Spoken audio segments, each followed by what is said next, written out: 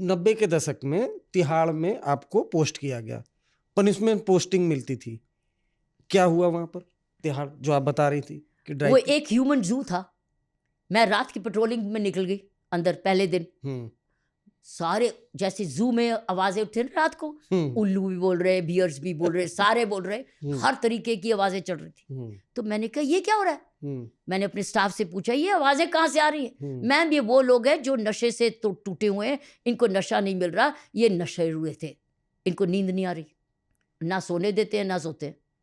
अच्छा। हाँ, मैंने कहा ये कि मैम ये सारे ड्रग एडिक्ट्स हैं और ड्रग्स लेके क्राइम तो करते ही थे ना, तो ये वो है। फिर अगले दिन से दूसरे दिन से मैंने अपनी नवज्योति संस्था जो नशा मुक्ति केंद्र चला रही थी उन दिनों में, बाहर एज ए DCP नॉर्थ हम चला रहे थे, पहले तो उनको बुलाया, मैं कहा यहाँ केंद्र लगाओ, बाहर लगा रहे हो ना, अब यहाँ कोई सरकारी नहीं, कुछ खर्चा नहीं, हम होम्योपैथी से करते थे, मेरे पास दवाइयाँ थी, योगा टीचर भी थे। हमने क्या करा, पहला इमीडिएटली जितने ड्रग एडिक्ट थे, तब सीताराम केसरी जी थे सोशल वेलफेयर के, तो हम लोगों ने जितने ड्रग एडिक्ट प्रिजनर्स थे उनकी बैरकें अलग करी, ताकि सोने वाले सो सके और ये नशे वाले अलग हो सके। और फिर जो अलग हुए उनको वहां पर इलाज शुरू किया रातों रात वो भी सोने लगे, बाकी भी सोने लगा। तो इसमें हमने कुछ ही वीक्स में अंदर नशा मुक्ति केंद्र अपना चलाया और साथ साथ सुधार शुरू करा। और रात की ये जो जू का माहौल था ना, चिड़ियाघर का माहौल, खत्म किया। नशा मुक्ति केंद्र चलाए और साथ साथ क्या किया, और बड़ी इंपॉर्टेंट बात करी कि जो ये स्मोकिंग करते थे, स्मोक से वो लेते थे, स्मोकिंग बंद कराई जेल में। इनके हाथ से स्मोकिंग, वो उनको अपनी महबूबा बोलते थे कि हमारी सिगरेट तो हमारी महबूबा ने। मैंने वो जब सिगरेट भी ले ली, नशा मुक्ति भी कर दिया, सारे प्रिजन में TB भी गिर गया, क्योंकि पैसिव स्मोकिंग खत्म हो गई। सो इसलिए नशा भी चेकिंग बेटर हो गई, स्मोकिंग जो उसके चेजिंग करते थे वो भी खत्म हुआ, तो उसमें तंदुरुस्ती वापस आने लगी। फिर शिक्षा के केंद्र तो चलाए, पढ़ाई भी चलाई, ध्यान लगाए, NGOs को भी बुलाया कि आप फेस्टिवल्स भी करो, धर्म के रास्ते में लगा। ब्रह्म कुमारी सी मेरी बहनें बहुत सारी आई, ब्रह्म कुमारी रोज शाम को सत्संग करते थे, पाठ होता था, शिक्षा केंद्र चलते थे। 10,000 प्रिजनर्स को रोज पढ़ाया जाता था वहाँ, 10,000 को। टीचर सारे प्रिजनर्स पढ़े हुए टीचर्स पढ़ाते थे, पढ़े हुए टीचर्स उनको पढ़ाते थे, क्लास लगती थी, हाजिरी लगती थी, इम्तिहान होता था, किताबें आती थी, पब्लिशर से डोनेशन आती थी, बाहर के स्कूलों से स्कूल बैग्स आते थे, हर एक के पास स्कूल बैग होता था।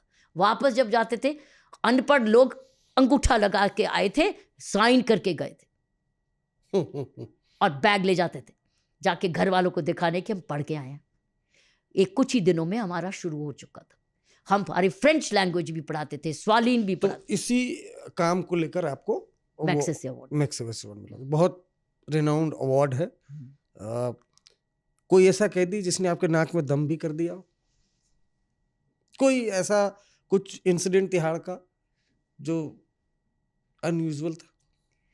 हमने गैंगस्टर्स को इमीडिएटली अलग कर दिया था। जैसे उन दिनों मान सिंह जैसे बहुत सारे त्यागी गैंग, मान सिंह गैंग, ऐसे बहुत सारे यूपी के गैंग से किडनैपिंग्स बड़ी करते थे, एक्सटॉर्शंस करते थे। वो अपना परिवार बढ़ा रहे थे वहाँ। जब मैंने कहा, मैं जब वॉक करती थी प्रिजन में तो देखती थी कोई वॉलीबॉल खेल रहा है, कोई बर्फ वाला पानी आ रहा है, पिलाने आ रहा है। मैंने कहा ये कौन है? बोले मैम ये मान सिंह है, मान सिंह। मेरा स्टाफ भी डरता था, मान सिंह। मैं कहा क्या बोल रहे हो आप?